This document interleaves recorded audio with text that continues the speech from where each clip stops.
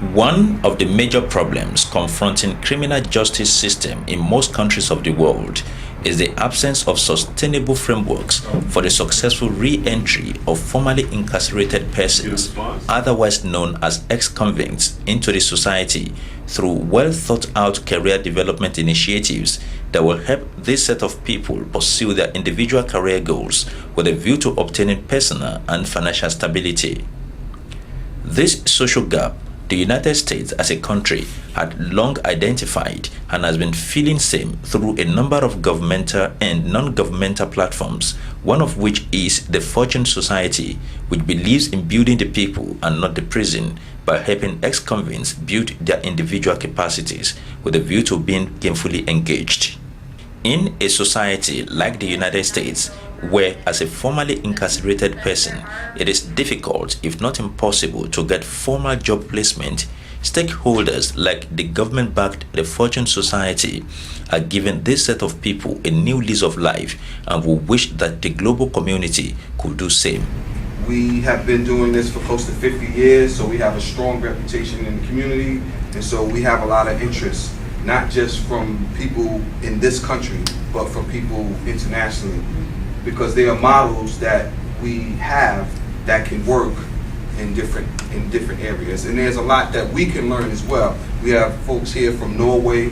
Norway has a system that's far different and much more lenient and much more liberal than ours, so we can learn from them as well. So this is really a good exchange of information. The formerly incarcerated persons, through a process known as employment services, receive baseline services including reorientation, job readiness workshop, individual career advertisement, as well as job placement assistance and follow-up. So you never know what you're going to hear, but try to get as much information as you can. It's going to be an art, and people are going to have to practice it, and that's what we're here for. The formerly incarcerated persons are equally assisted with a phased accommodation program structured in the line of emergency, transitional, and permanent residency scheme.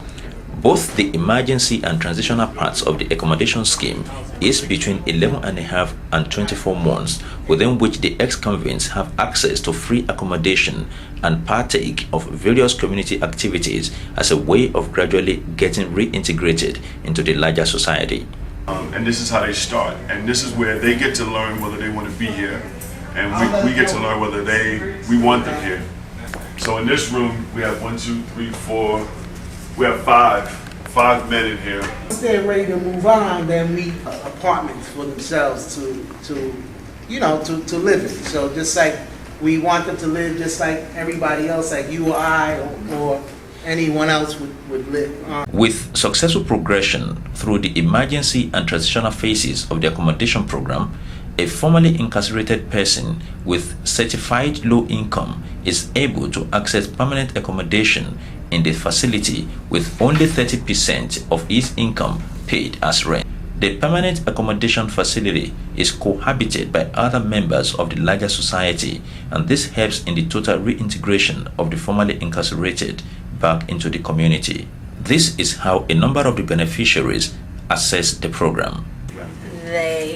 I went to their groups. I did their MRT group while I was on Rikers Island, and when I was discharged, they work with you to find housing and employment, and because I didn't have a solid place to go, they got me into the academy the next day. I actually did an interview today, and I used all the techniques that I was taught here, and it went real smooth. They seemed very pleased at the end of the interview, and they said they'll call me back on Monday so I could start. Wow. I can honestly say that Fortune has definitely changed my perspective on how I look at life and how I look at things, because like now I want to dedicate the rest of my life on this earth to cleaning up for my kids and for all kids, because I love kids. I'm starting to feel like I'm still able to find a job, through Fortune Society, after being denied employment through a background check that I failed at ABM at Employment Works. So my confidence level has risen. by coming here to Fortune. How are they able to give back to the society with the much they have been afforded by the Fortune Society, which is ably backed by the government and other partner agencies? I'm actually 2 months shy of being home. I did 10 years in a federal penitentiary. I'm actually an intern here at Fortune as an account manager. This place has turned a lot of things around for me. I'm actually in a halfway house. I spend most of my time, when I leave here, I go there. And a lot of guys come to me and ask me about this place. And I can say about 15 guys have come here after speaking to me. Since I've been here. The place itself helps a lot of individuals. It's helped me tremendously. I actually did a study yesterday for incarcerated fathers. They pay you for it. One of the ways I felt I had to give back was to take that money and donate it back to this, because I believe in this. What message, therefore, is to the global community? Right. We as a country have been really good at punishing people. We haven't been so good at helping people reclaim their life.